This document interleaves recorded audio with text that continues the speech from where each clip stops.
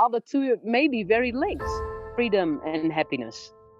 I don't know. So it's a recurring theme indeed, and also with the question of what is it actually, freedom? But for me, it is to be free of the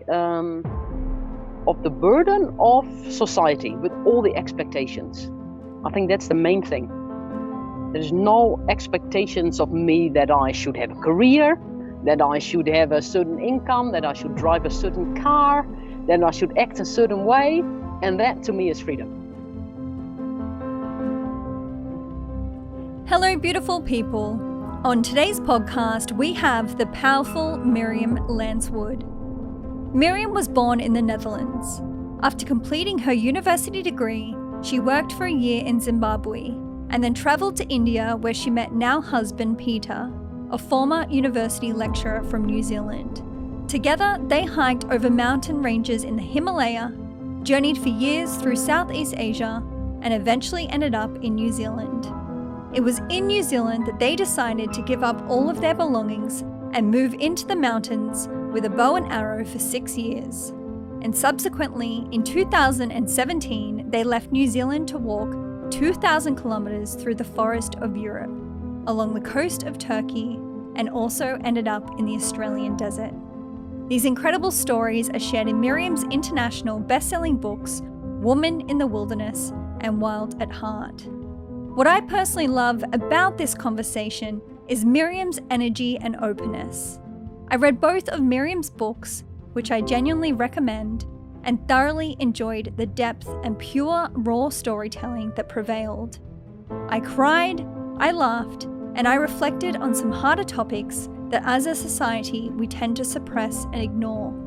I speak with Miriam about the wave of emotion that certainly was felt surrounding her fear of doing nothing and of being alone, her experience of transforming from being a vegetarian to a hunter, the lessons of life and death that are learnt from being in a relationship with someone 30 years her senior, and of finding herself through the exploration of nature and connection with the wilderness. If you are enjoying these podcasts, please rate, review, subscribe, share with friends and family, become part of the To Be Human Collective, and I am excited to share this beautiful, empowered lady with you, Miriam Lancewood. Welcome to the To Be Human podcast, Miriam. Thank you so much for having me. Such a pleasure to have you, Miriam. So I normally start with a quote, and I've read both your books, and this quote is taken from your first book, Woman in the Wilderness. And it was a snippet of a letter that you had written to your sister, Sophie. And you said, "You asked me once why I chose to live in nature. Well, you know, when I was in Zimbabwe and India, I met women who were born in extreme poverty. They understandably wanted to get out of the hellholes they were living in and find some physical security by earning money to buy or rent a house. Compared to them, I realized that you and I were born rich. To us, the promise of becoming wealthy isn't so exciting anymore. I know what it is to have the security of a job and of living in a house. I know the competitive world where people fight themselves up the ladder for power and status.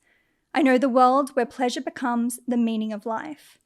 What I don't know, though, and I think I should, is the natural world we were all born in." So, Miriam, I would love for you to share the moment in your life when you began to be pulled towards understanding more of your place in the natural world. I guess that was in our first year into the wilderness, that I realized that we totally belong in this world and we belong on this planet. We don't come from Mars or anything, you know. We are totally geared for this particular planet, and this all our senses and all our abilities are geared for living in the forest, in the mountains, at the seaside, and this on this earth. Yeah, and so strange to think that, well, when you grow up in town or city, then you feel so alienated and so ill-equipped. But actually, I think it's in our blood to be able to live like hunter and gatherers. It's so beautiful. And I know in your book you wrote about sort of the focus of becoming part of the wilderness, not just an observer. I'd love to hear more about what that experience is, because I think for most of us, we don't live in that depth of nature and wilderness. And I'd love for you to kind of explain what that feels like. Yeah, well, that's amazing. That's the connection with nature. But for that, your mind needs to slow down completely. Right. So it took about 2 weeks for the mind to slow down and meet the rhythm of nature. And in those 2 weeks, we were bored to death. Because, and I guess this is what we're trying to avoid all our life. The mind doesn't want to slow down. Well, maybe it needs to, but it doesn't really want to. And so it took some time to do less, I guess, to be less occupied. Those first 2 weeks were very hard weeks because there was so little to do compared to our life in town, with all the social media, with all meeting people, all the activities, work, job, and all what that comes with it all. And so to slow down was really difficult because you feel like you are dying of boredom. Yeah. It was very hard. But after you feel your mind is slowing down, and then you don't actually need to do so much, and you enjoy more of the environment. And then Peter and I were completely living in that environment, so we needed to get a firewood, for instance, bake bread, and I learned how to hunt. So in that way, we were part of the animal world, which is actually just the human world, so of the entire world. And so that's when I felt completely part of nature. Then I was hunting just like the tigers. And in that way, I felt not anymore an observer, but part of it all. And I know throughout those first few weeks, you speak about realizing that you have a fear of nothing, of that sort of silence that you're sort of talking about in slowing down. And I feel like that is so relevant to most of us, is, the moment that we sit with ourselves, we'll get up and go and do something. Can you explain sort of like, even for people that don't obviously like live out in nature or the wilderness, what is it like to move through that fear and get to sort of the other side of it? Well, first you have to see that you have that fear. I didn't know. Right. I was just, the moment there's a slight feeling of boredom, say when I lived in Holland or in town in New Zealand, I get up and do something, as you say. So in the bush, there's nothing to do. So then I said, what am I feeling? What is this discomfort? And then I saw my conditioned fear of boredom. It's not a real fear. How can you be afraid of boredom? There's no such thing, right? So it's all conditioned. It's programmed into our mind. And so we keep on working and running around. Yeah, so first there was the awareness of that, hey, I am afraid of boredom. And then immediately the realization of, well, that's ridiculous. And I will overcome it right now. And I'm going to sit through it.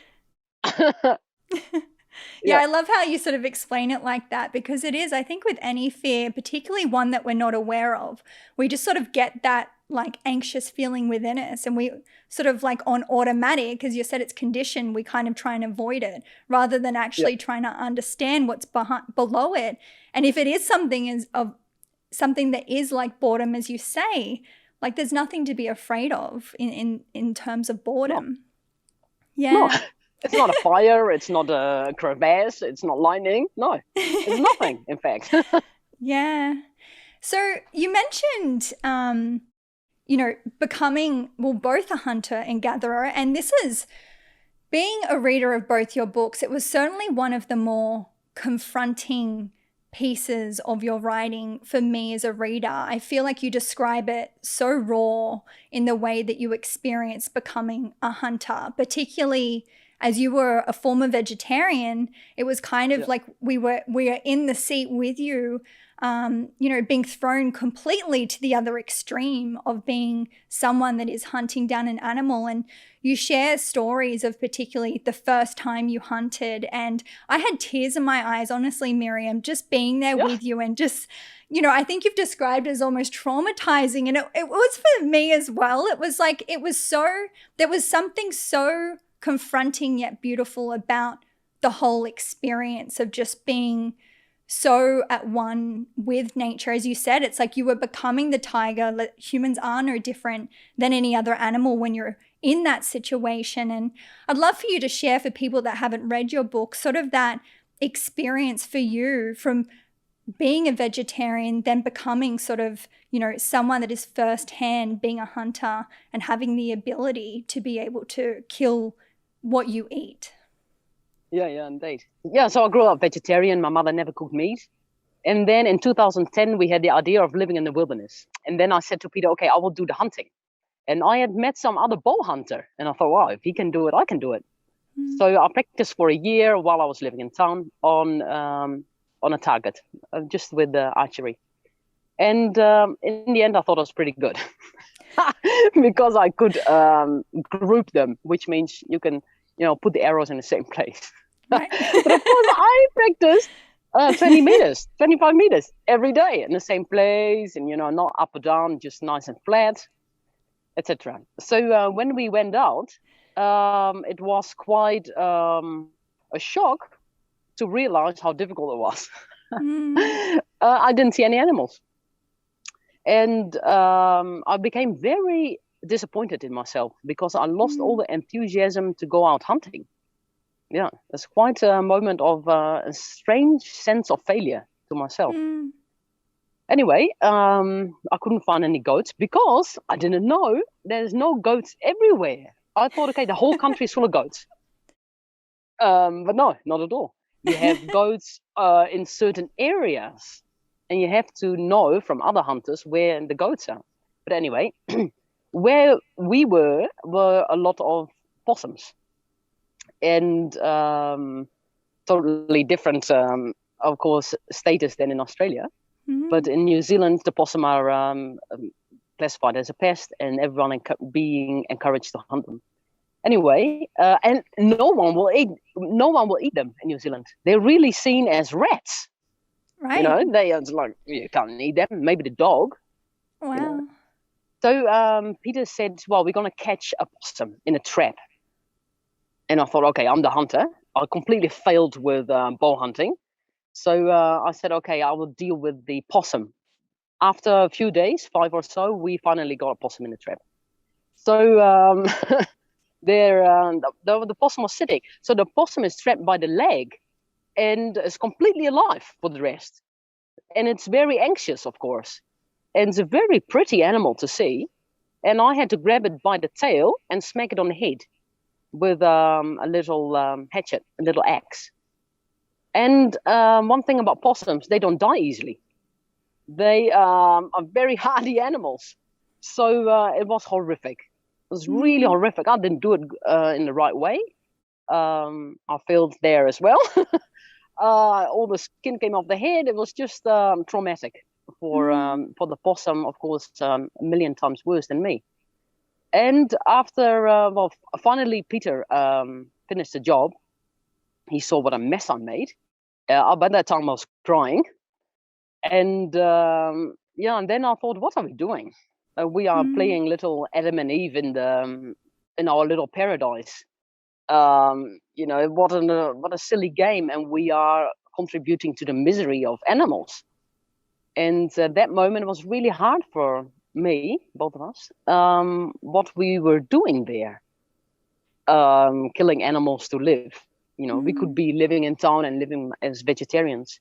I might add that it is impossible to live off plants in New Zealand. You could do it in parts of Europe, but not in New Zealand. You will die of starvation, especially in the mountains. But yeah, that was a very traumatic experience. And only after Peter cooked the meat, I felt so energetic, because we hadn't had any meat for a long time, of course, and never in my case. And it gave so much energy. And for the first time in months, we were warm at night, because you need a lot of energy to stay warm at night in a tent in the winter. And after eating meat, we didn't wake up with hunger pains in the morning anymore. So that's when I realized we just really need it. Yeah, I feel like that was, such an amazing story in your book. And I feel like following on from that, you speak about sort of the first 2 times you actually capture a goat. And in terms of the second story, you speak about having killed sort of like, I guess, the kid of a goat, and the goat's mother sort of looking at you and you having that moment with the mother of just like, I just felt like it was so primal. And I think for someone that was reading your story, I feel like I evolved so much through your story as well, because it shows that inner conflict that we all experience. And I think, I eat a little bit of meat in my life, not too much. And certainly I at times feel in a conflict with that, but sort of like you, I do feel more energized in that space. But I think there is something so powerful about being able to kill an animal that you would eat, because I feel like, in our society, we just go to the supermarket and that's what we eat. And I feel like in your story, there was almost like a slight subconscious judgment of just like, oh my gosh, how could she? But it was like, no, like, you eat meat or fish throughout your life. Like, this is the same thing. If anything, this is probably worse, because I questioned myself, could I be someone that could kill an animal and eat it? And I was like, I feel like it's almost healthy to be able to experience that, to more appreciate where your food is coming from. Yeah, definitely. Yeah, if you have to hunt your own meat, would you still eat meat? Mm-hmm. Yeah, I feel like it's a good question. I certainly think it's a good one to ponder on. And I know throughout this experience, you begin to speak about sort of your evolution in terms of like sensitivity in nature and becoming more intuitive. Can you sort of explain that experience of, as you said, you sort of get in there in the first few weeks and your mind's chaotic and you're sort of fumbling around a little bit trying to find your way. But you for 7 years, you essentially lived in the wilderness in New Zealand. And I'd love to know more about that experience of evolution for you, where you start to become part of nature and you start to, hear things you would normally hear or pick up on senses you normally wouldn't pick up on. Yeah, indeed. So as I said before, it took so long to learn how to hunt. And eventually after 6 months, we went to another area where there was more goats. And this is the experience what you were referring to. And around my neck is still the horn of this first goat. Wow. And for me, that's a symbol of life and death and the whole cycle of it. And also a good reminder that one day I will be gone too. And hopefully I will be food for the forest. And so every one of us is only here for a limited period of time. And that's all we have, in my feeling, that we have to make the most of our time. But anyway, yes, as I said right in the beginning, I think it's in our blood to be able to hunt and gather.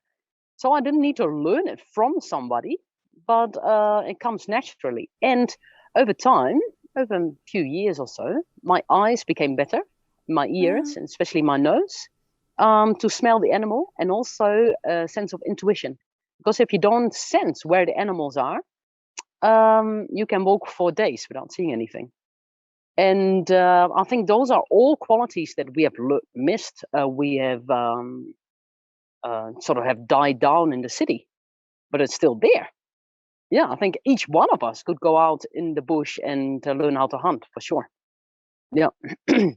And I know during this time, and I thought it was such a beautiful lesson, your partner Peter said to you when you were sort of struggling at the start, as you shared, to not always focus on developing or learning that skill, but he, encouraged you to just go sit out in nature and just start being more present in the space of nature. And I thought it was a beautiful lesson for life that, there's so much mass information these days and people are, self-development junkies and all of this, trying to learn the next best thing. But I feel like the answer a lot of the time is just to be still and sort of tap back into that heart space versus always trying to sort of use your mind and books to sort of get the answers.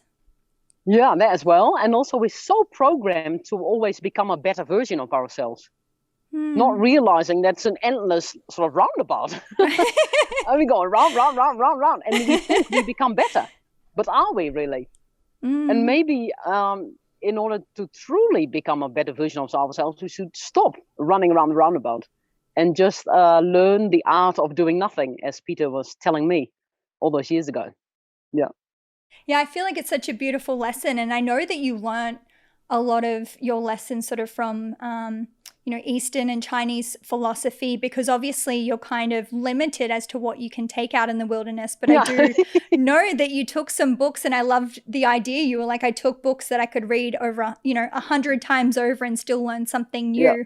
What is like one of the things that really helped you that you read out there?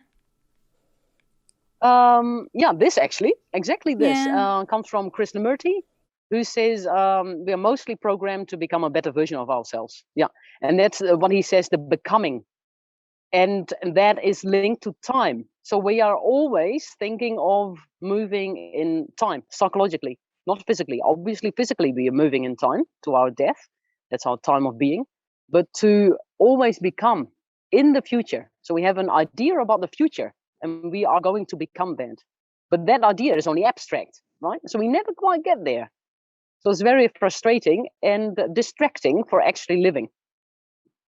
Absolutely. And yeah, I'm definitely a reader of Krishnamurti too. I think that his teachings are so important in life, and he is certainly someone in my life that I read time and time again. So I love that you referenced him.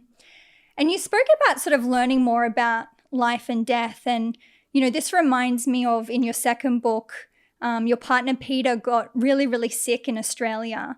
And he's obviously 30 years your senior. And I feel like sort of the storyline between the two books is very, it is sort of focused also on the idea of you having such differences in age and the things that you can learn from each other.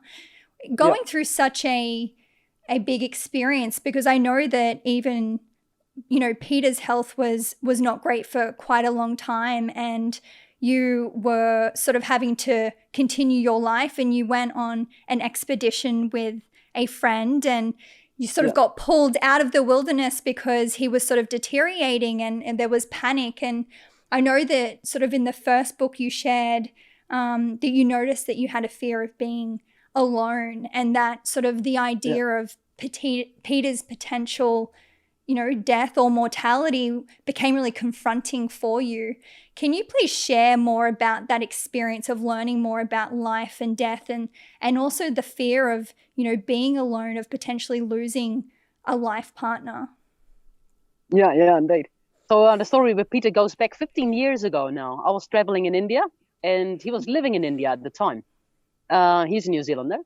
And I was 22 and he was 52. And he was living in a beautiful place in nature, and he invited me to stay in his hut. So I moved in the very next day. And when I got into his hut, I heard a voice in my head saying, if you go with this man, you will see him die.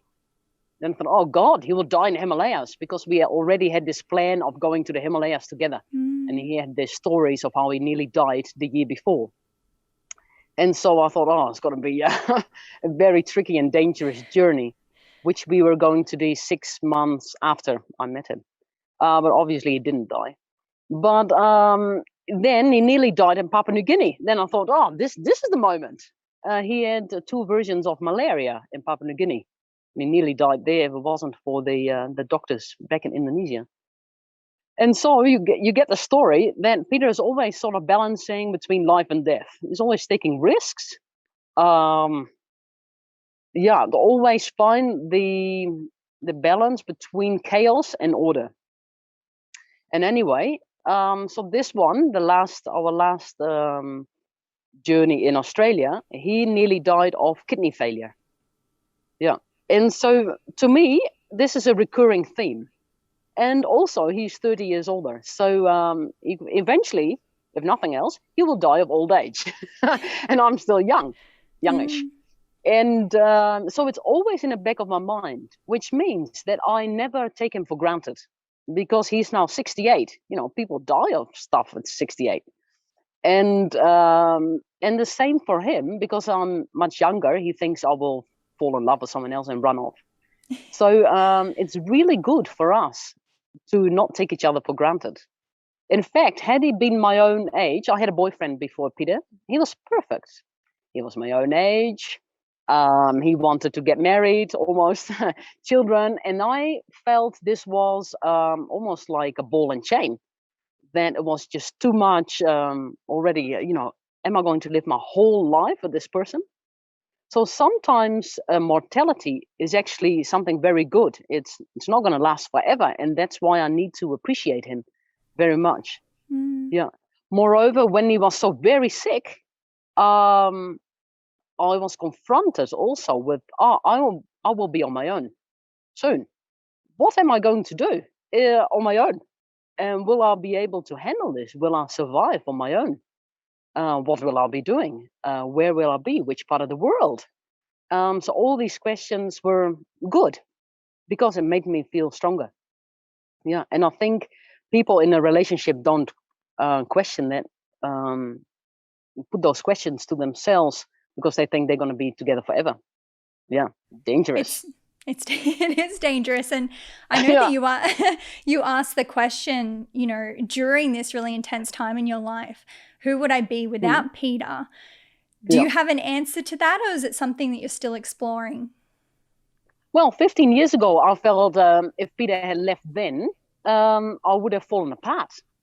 I would have, completely. I put all my security in him, and I would have had some mental breakdown or something for a little bit of time. But now I feel, and of course I don't know, but I feel I could survive. That I'm now strong with 2 feet on the ground. Yeah. Yeah, it's so beautiful, and I'm curious because there's a couple of words that pop up in your book quite regularly and passionately, and one is freedom, and one is the wilderness just makes me feel alive. I'd love to hear, it filters throughout the whole story, and I think it's just so beautiful. I'd love to hear more about your own perception of what freedom is to you and what truly makes you feel alive. Yeah, freedom, it changes a little bit. There was a moment in the hospital in Townsville in Australia when Peter embraced me and said how much he loved me. And he's not the kind of guy who says it every day. So it's very special. And then I walked back to the car where I was sleeping, and I felt very, very happy. And then I thought, and I also feel very free. I thought, are the two maybe very linked, freedom and happiness? I don't know. So it's a recurring theme indeed, and also with the question of what is it actually, freedom? But for me, it is to be free of the burden of society with all the expectations. I think that's the main thing. There's no expectations of me that I should have a career, that I should have a certain income, that I should drive a certain car, that I should act a certain way. And that to me is freedom. It's so beautiful. And I'd love to know, how does that play into, your books have been successful, and you've been on different television shows and different panels, and you've been invited to different festivals, writing festivals. And obviously there is an element of, I guess, society and society's expectation that comes into play in all of this experience. And I know that you speak about authenticity and kind of that focus of needing to recenter yourself throughout this experience and remain authentic. Because I think when you have a story like yours, obviously there can be a lot of flashing lights and money surrounding this if you choose to do this. How do you manage staying authentic to you throughout sharing your story and people being interested in it? Yes, I have to always remember to walk this authentic path and not get lost. So for me, it feels like walking on a mountain on the ridge. And I have to keep really focused and be very sure where I'm going. Because it is very easy indeed, because I get a lot of offers of, we can promote your work a bit more and get you into America. And I will have much fame and honor and money. But of course, it's like the then universe. It shows you the mirror. Yeah. You say you don't And want of this. course, Do if I you do really that, mean it? if I go that way, then I'll be completely lost. I completely Yeah. lost my authentic life, which is ridiculous. But what is a great leveler is, for example, I went to Dubai in February 2 years ago now, and with enormous luxury. It was a writers' festival, and I was treated like a princess there. And then I come home, and then I go back in a tent, and back in and getting firewood and getting water, and go out hunting again. And then I am just nobody, and that's very freeing. It's very liberating to be nobody again, because if you are somebody, there's a lot of expectations, and then if you meet those expectations, yeah. So that helps for me very much to go back to nature.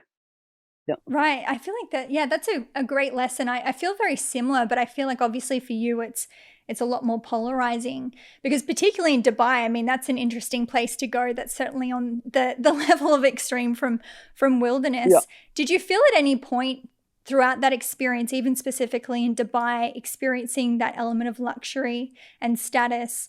Do you feel any conflict within your mind? Like, is there like a tiny little voice that questions whether maybe this could be an alternate path for you?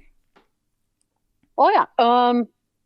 Well, my expectations are low in the sense that with every writers' festival, I've done 10 now, but every time I think, okay, this is the last one. I better enjoy it. And this level of luxury and comfort I will never see again. So I will enjoy it to the max. And then I go back to the tent. And then lo and behold, there's another one coming. But so no, there's no conflict. I just try to enjoy it as much as I can. But again, make sure that I don't go that way. Also because I don't think I will like it after some time. I think that tends to be what happens. People use it as a way to fill a void, but certainly realize that the void is ever present. Yeah, indeed. So you obviously went to Australia, and the dominant amount of listeners that I have are all Australians, which is really amazing. I would love for you to share, Miriam, what was something that you really loved about coming to Australia and exploring? Oh, the space. So we first went to Byron Bay, then we flew to Perth. And just in airplane, you see just, wow, this huge continent. You can just get positively lost in it. You know, you can walk around and no one would know where you are. Yeah, it's absolutely fantastic. And also the silence when you walk out there in the outback. And the golden hour. It's worth waiting for all day to see the sunset. It's absolutely indescribably beautiful. Yeah, I absolutely agree. I spent some time a couple of years ago doing a run out in the outback at Alice Springs. A run. And yes, a run. there's runs, so you do like ultra marathons along Alice Springs, and it's just it's so beautiful. It's such an amazing opportunity, I guess, in my own way. The people that do it to connect to the land in a way that we normally don't. And there's certainly a very deep spiritual energy to being out there that I think we don't tend to experience for most of us that kind of live in cities and places like that. And it's certainly something that is always pulling in the back of my mind, which I assume, you potentially experience when you sort of go back into town or the cities. There's always something so beautiful about that energy that pulls you back to being in that open space in nature. And being out in these amazing sort of natural places around the world, what is sort of your focus in terms of spirituality? Do you have something, do you believe in a higher energy? Do you believe that we're all one? Like, what is your spirituality that's connected to your experience? I think for me, when I was a kid, I was very much into spirituality, angels, reincarnation, all sorts of things I read about. And when we came into the wilderness, I thought, okay, now I'm going to talk to these spirits and ghosts and God and all of these things. And then, to my disappointment, nothing happened. And I thought, oh, maybe none of it exists.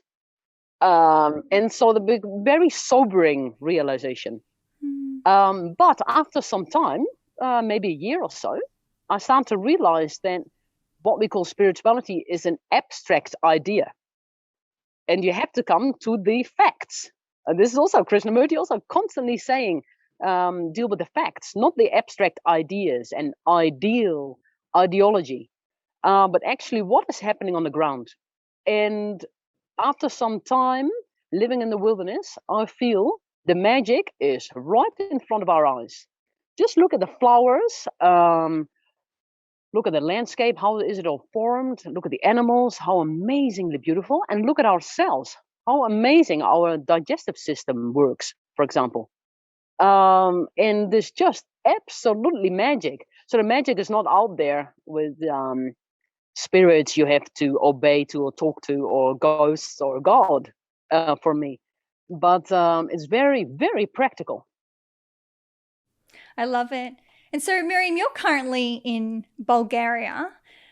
What has brought you to Bulgaria? I know that you and Peter bought a home there some time back. What is sort of your, I don't know, do you plan over there? Do you live day to day? Like, what is your lifestyle at the moment?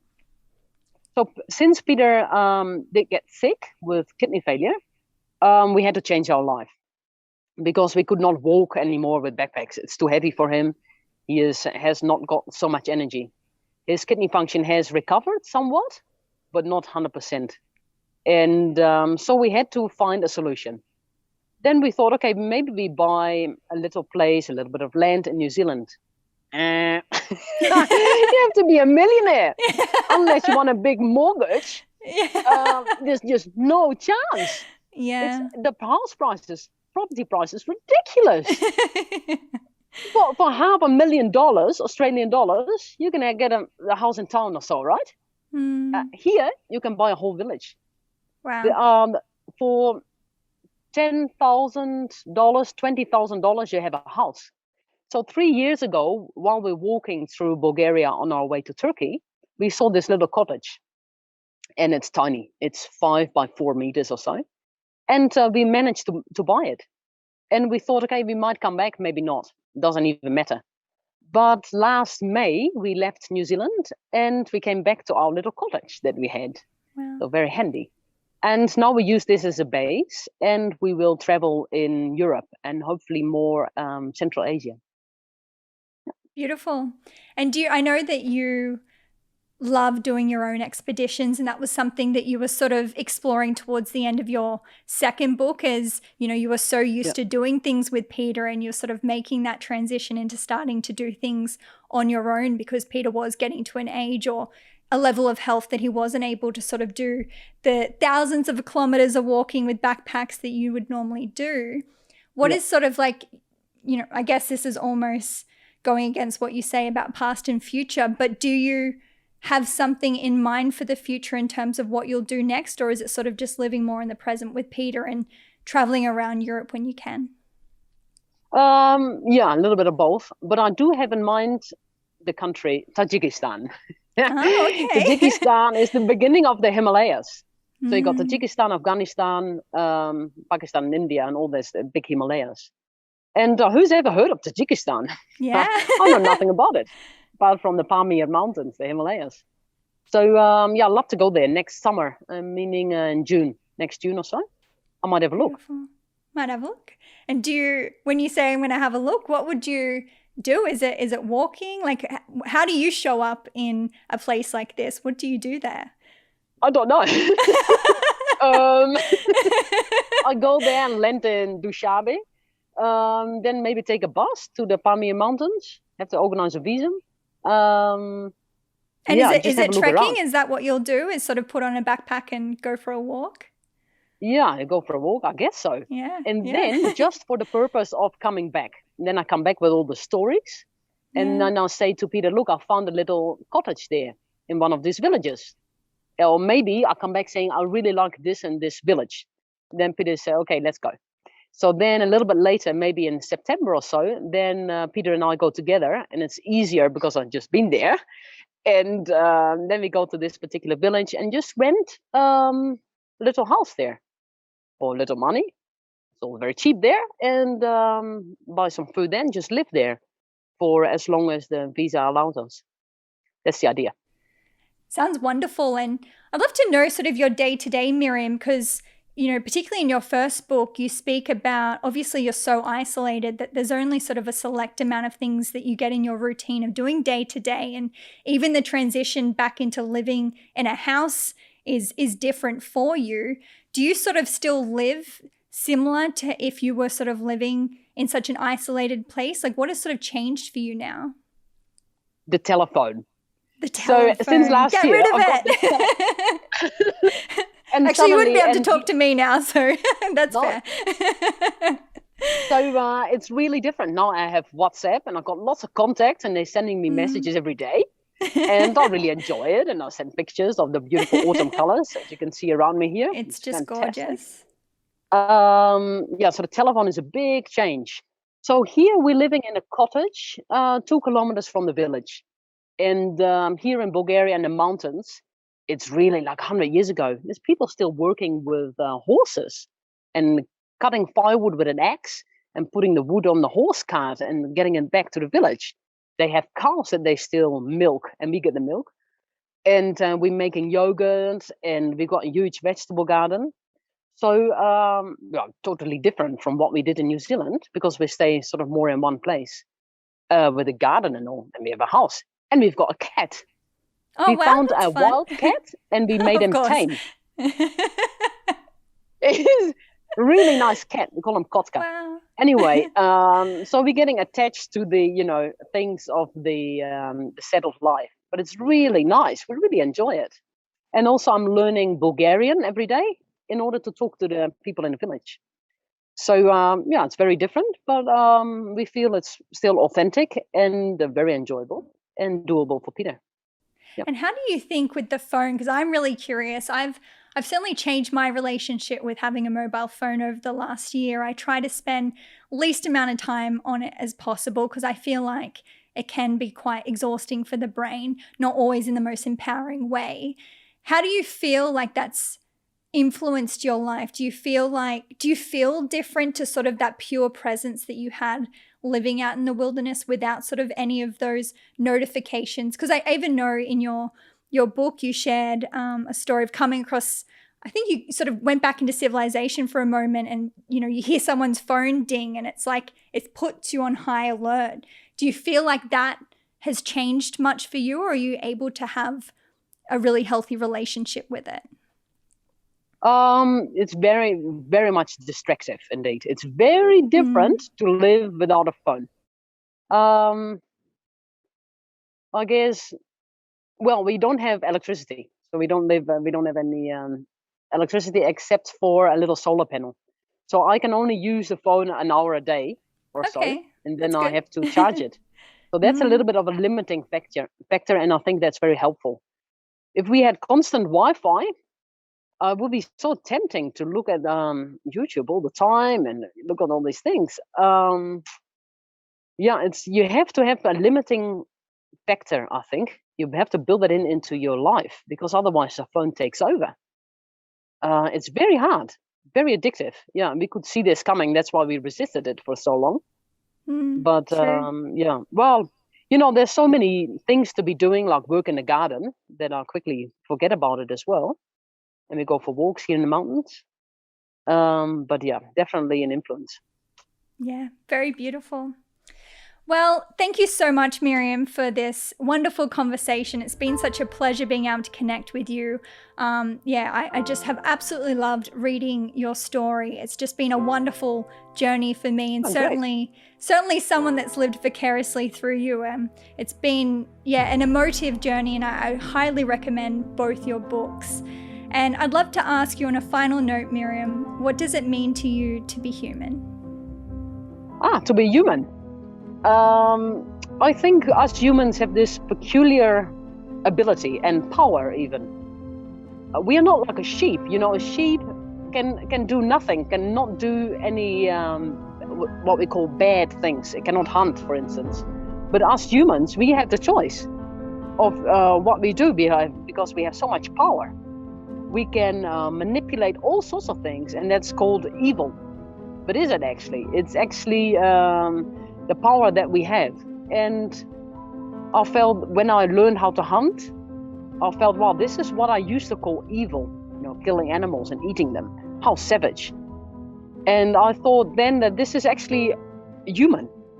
The ability to do so-called evil things and the ability to do very, very good things.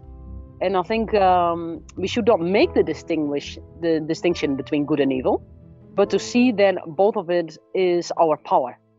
And we should use this power to the very best, because this is for me freedom.